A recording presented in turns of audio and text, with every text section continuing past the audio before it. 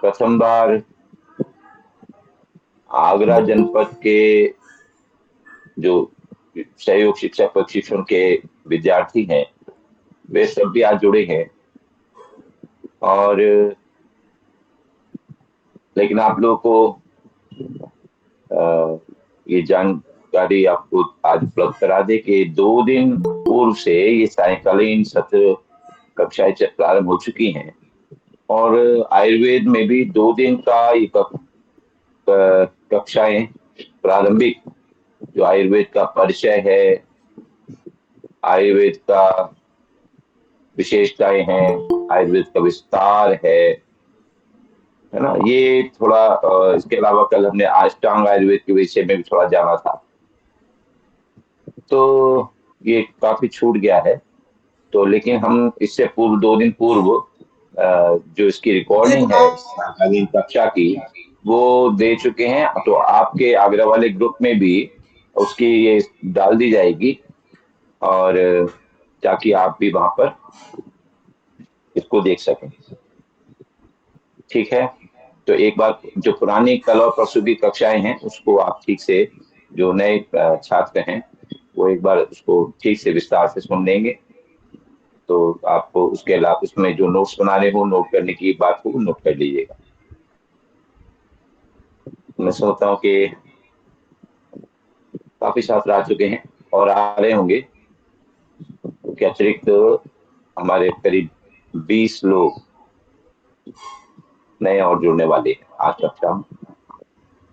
चलिए एक बार हम ईश्वर स्तुति उपासना के जो मंत्र है प्रारंभिक, उनका पाठ करते हैं। कमर सीधी करके बैठेंगे, ज्ञान मुद्रा, तर्जनी और अंगुष्ठ के टिप को आप सहजता से, कोमलता से स्पर्श कराएंगे। बाकी 3 उंगलियां सीधी, और जो ये यहाँ पर ये गड्ढा सा दिख रहा है, इसको अपने घुटनों पर उसको वहां रखेंगे, सहजता से, बिल्कुल तनाव रहित। एक बार दीर्घ श्वास भरेंगे नासिका से, ओम की ध्वनि, उद्गीत प्राणायाम, फिर गायत्री मंत्र, महामृत्युंजय मंत्र। ओ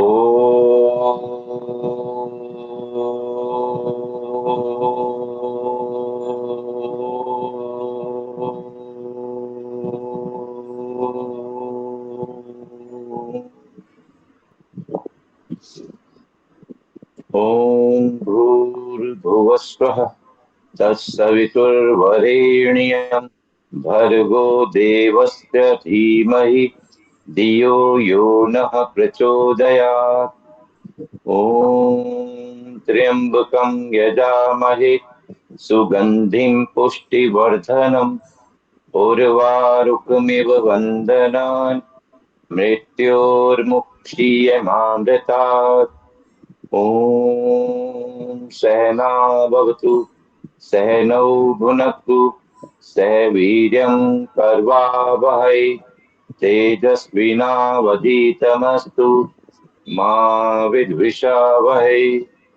ओम असतो मा सद्गमय, तमसो मा ज्योतिर्गमय, मृत्योर्मामृतं गमय। महर्षि पतंजलि को नमन वाला मंत्र भी एक बार सभी लोग दोहरा लेंगे। योगेन चितस्य पदेन वाचां मलं शरीरस्य च वैद्यकेन योपाकरोक्तं प्रवरं मुनीनां पतञ्जलिं प्राञ्जलिरान्तो अस्मि, पतञ्जलिं प्राञ्जलिरान्तो अस्मि।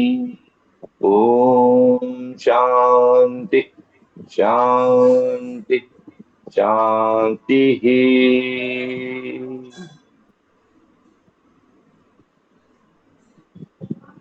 उत्तर प्रदेश पश्चिम राज्य के द्वारा चलाए जा रहे पतंजलि योग पीठ हरिद्वार के निर्देशन पर 21वें सहयोग शिक्षक प्रशिक्षण शिविर के सायकालीन सत्र में आज तृतीय दिवस के प्रथम भाग में आप सभी का हार्दिक अभिनंदन है, स्वागत। विषय में प्रवेश से पूर्व युग प्रवर्तक, युग प्रोधा, विश्व योग गुरु, योग ऋषि, परम पूज्य स्वामी रामदेव जी महाराज के चरणों में नमन वंदन करते हुए और आज के आयुर्वेद शिरोमणि श्रद्धेय आचार्य बालकृष्ण जी महाराज के पुरुषार्थ को, तपस्या को, उनके चरणों में नमन वंदन करते हुए हम आज के आयुर्वेद विषय सत्र में प्रवेश करते हैं। अब तक हमने जाना कि आयुर्वेद का परिचय क्या है, आयुर्वेद क्या है, आयुर्वेद का विस्तार कहां तक है, आयुर्वेद किन किन रोगों का उपचार करने में सक्षम है, आयुर्वेद की विशेषताएं क्या है, वो सब हमने अब तक जाना था। जिसमें हमने जाना कि आयुर्वेद के माध्यम से हम जहां संपूर्ण व्यक्तित्व की चिकित्सा करते हैं, आयुर्वेद अपनी चिकित्सा के माध्यम से व्यक्ति के मनोदैहिक स्वरूप के उपचार को आधार मानते हुए अपनी चिकित्सा करता है। ये मानता है कि यदि मन ठीक है तो हमारा शरीर ठीक रहेगा, और यदि शरीर खराब है तो हमारा मन भी खराब होगा। यानी मन और शरीर की दोनों की चिकित्सा का मूल में रखकर आयुर्वेद अपनी चिकित्सा को आगे अंजाम देता है। प्रत्येक जो औषधि हम प्रयोग करते हैं वो हमारे शरीर में किसी भी प्रकार की न्यूनताओं को पूर्ति करते हुए सभी प्रकार के सप्त धातुओं को, हमारे सभी कोषों को बल प्रदान करती है, एक रसायन के रूप में हमको शक्ति देती है। ऐसे ही हमारे शरीर की जो रोग प्रतिरोधक क्षमता है और उसके साथ साथ जो हम औषधि ले रहे हैं उसके साथ जिस आहार को हम ग्रहण कर रहे हैं वो पथ्य अपथ्य का विशेष महत्व आयुर्वेदिक चिकित्सा पद्धति में विशेष ध्यान रखा जाता है। हमें किस प्रकार से क्या खाना चाहिए, कब खाना चाहिए, अपनी प्रकृति के साथ क्या तालमेल हमारे किस आहार का बन चुका है, इस प्रकार से ध्यान रखते हुए संपूर्ण चिकित्सा की जाती है पूरे। और आयुर्वेद में केवल सिम्टम की, लक्षणों की चिकित्सा नहीं होती, केवल लाक्षणिक चिकित्सा नहीं होती, अपितु पूरे सिस्टम की, संस्था की चिकित्सा होती है। किसी भी शरीर में विकृति को मात्र विकृति के लक्षण को ही ठीक नहीं किया जाता, जिस कारण से विकृति शरीर में आई है उस कारण को ही समाप्त किया जाता है ताकि वो रोग सदैव के लिए शरीर से दूर हो जाए। इसीलिए आयुर्वेद में मात्र किसी रोग विशेष को क्षणिक समय के लिए, क्षणिक प्रभाव के लिए उसको शांत नहीं किया जाता, अपितु हमेशा के लिए उसको क्योर किया जाता है, निदान किया जाता है, उसको उसका उपचार कर दिया जाता है। फिर हमने ये भी जाना था कि आयुर्वेद के माध्यम से आयुर्वेद की जो औषधियां हैं वो हमको सहजता से प्राप्त हो जाती हैं, अपने देश में प्राप्त हो जाती हैं, हमारे घर के रसोई में प्राप्त हो जाती हैं, घर के बगीचे में, हमारे घर के बाहर मैदान में, जंगल में। और इसके लिए बहुत बड़ी धनराशि का व्यय नहीं करना पड़ता, सहज और सरल तरीके से बिना अधिक जांच कराए हुए केवल मात्र लक्षणों के आधार पर, नैदानिक लक्षण अपने शरीर के विभिन्न प्रकार के लक्षणों को देख करके, शरीर की अवस्था को देख करके रोग की स्थिति भाप ली जाती है और उसी के अनुरूप रोगी की चिकित्सा की जाती है। इसीलिए इसके माध्यम से एक बड़ा धन का अपव्यय भी नहीं होता, और जो विदेशी दवाइयों के माध्यम से हम एक बहुत बड़ी देश की विदेशी मुद्रा का भी खर्च करते हैं, उससे राष्ट्र को भी नुकसान होता है, तो उसका भी अपव्यय बचता है।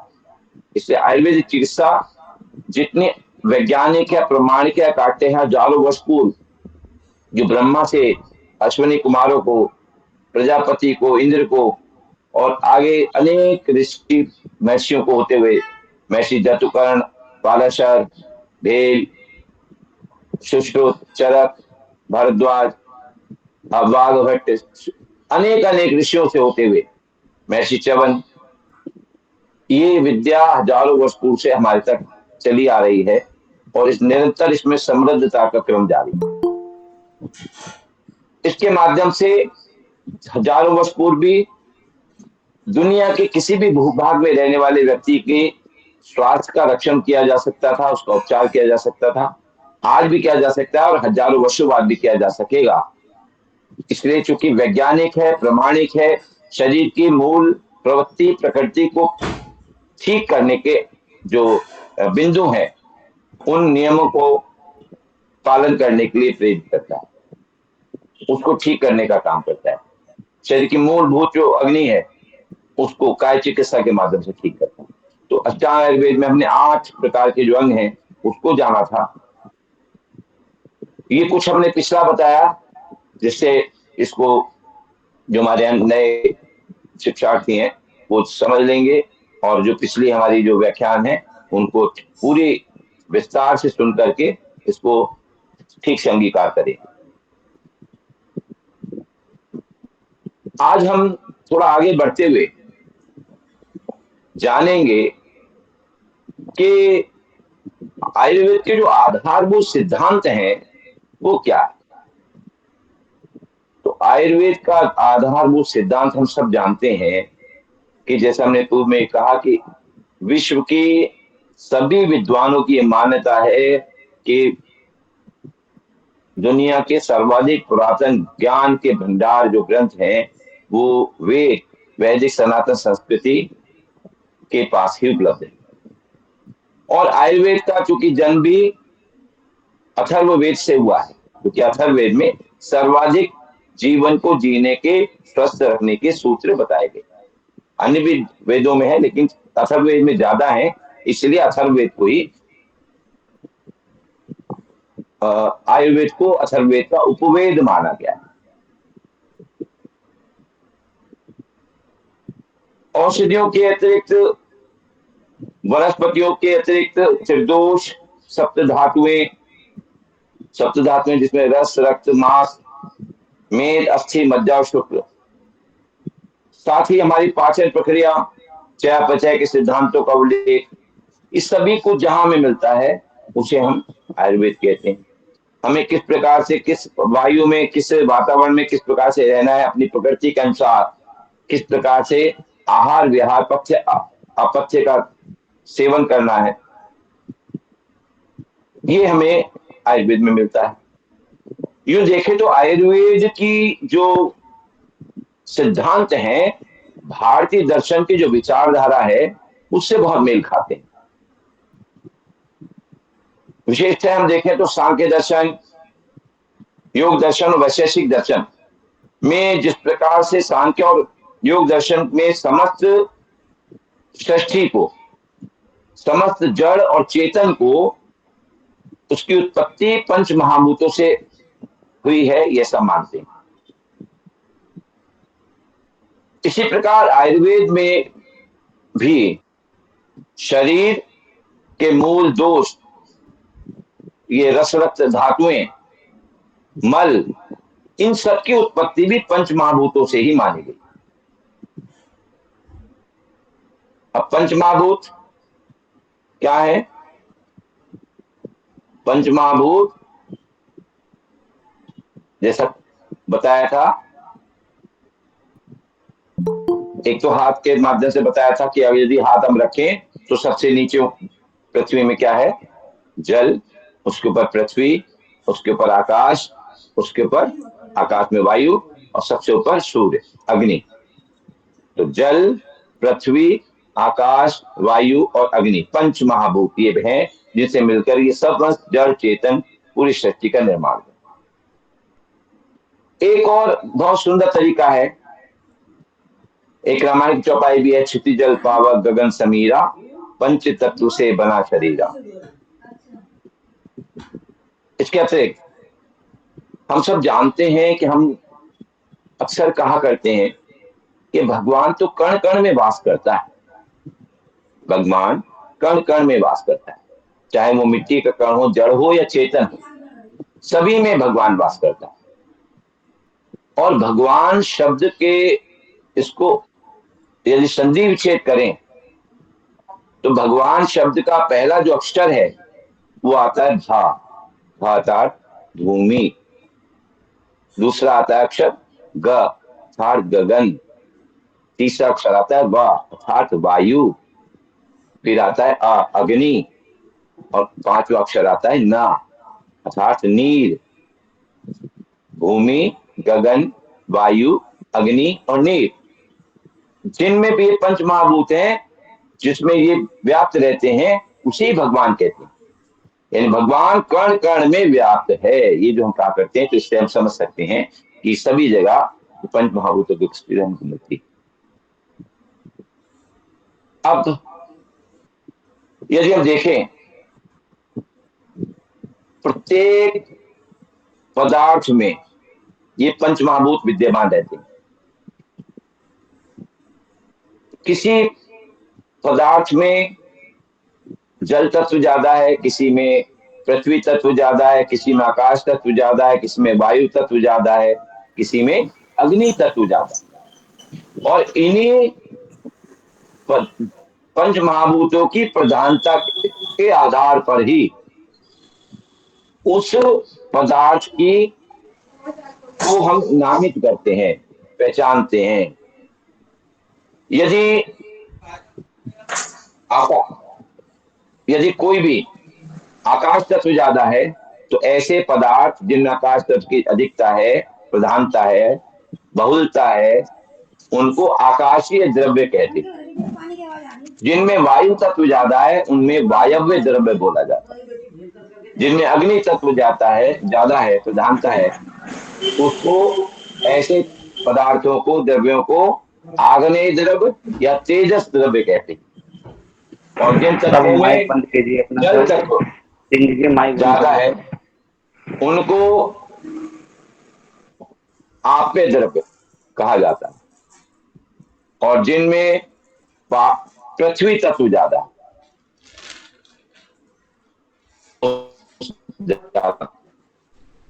पृथ्वी तत्व, ऐसे पदार्थों को पार्थिव द्रव्य कहा जाता है। अब हम जान लेते हैं कि ये द्रव्य, इनका स्वरूप कैसा होता है। ये माइक किसी का खुला है?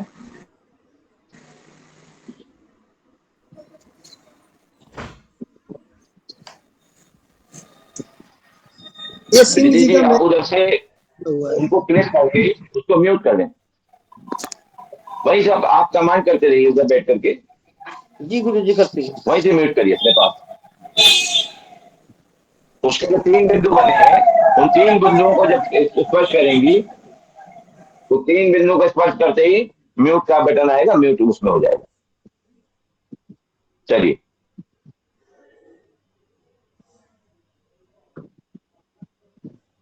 आकाशीय द्रव्य की विशेषता क्या है, स्वरूप क्या है, आइए इसको समझते हैं।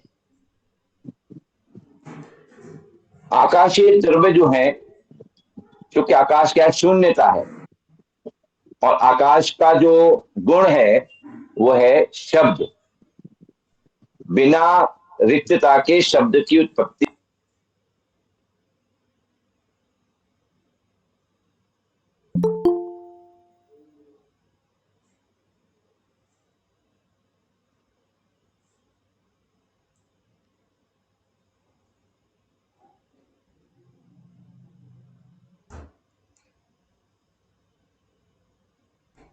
गुरुजी दिखाई दे रहे हैं क्या?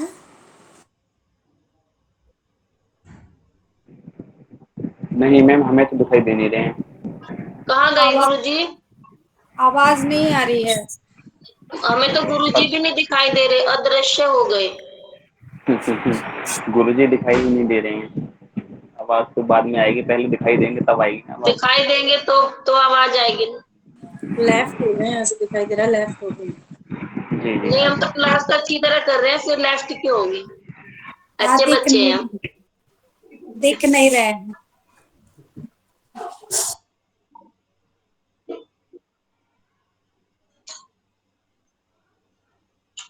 लंच टाइम दिया है गुरुजी ने, सब लोग खा पी के आ जाओ।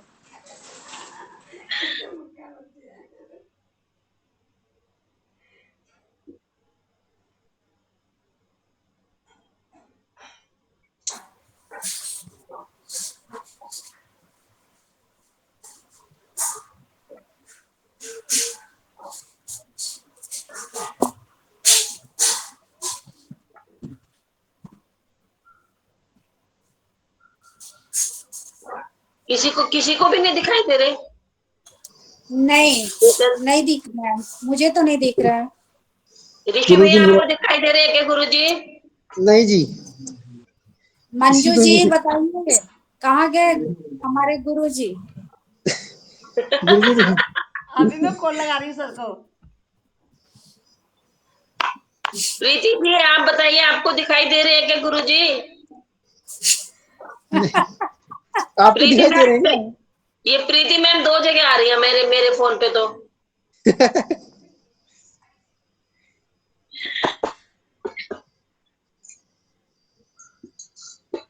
जब तक आपस में इंट्रोडक्शन कर लेते हैं, और क्या। और भाई कौन कहाँ का है हमें भी बताओ। अरे आप तो देखो कहाँ हो, हैं? आप ही दिखाई नहीं दे रहे हो। मैं? हाँ। अरे मैं बैठी हुई तो हूँ। समझ गया मैं, कि आप पूरे आधे सो गए।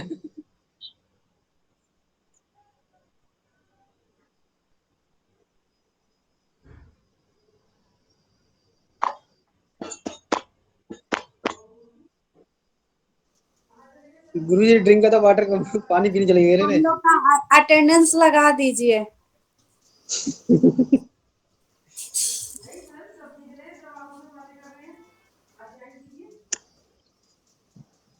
मंजू जी, ये ना कहाँ से है?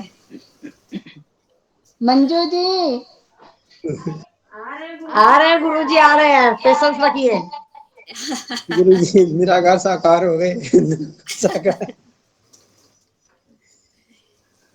क्या ऐसा है, रिकॉर्डिंग होती है?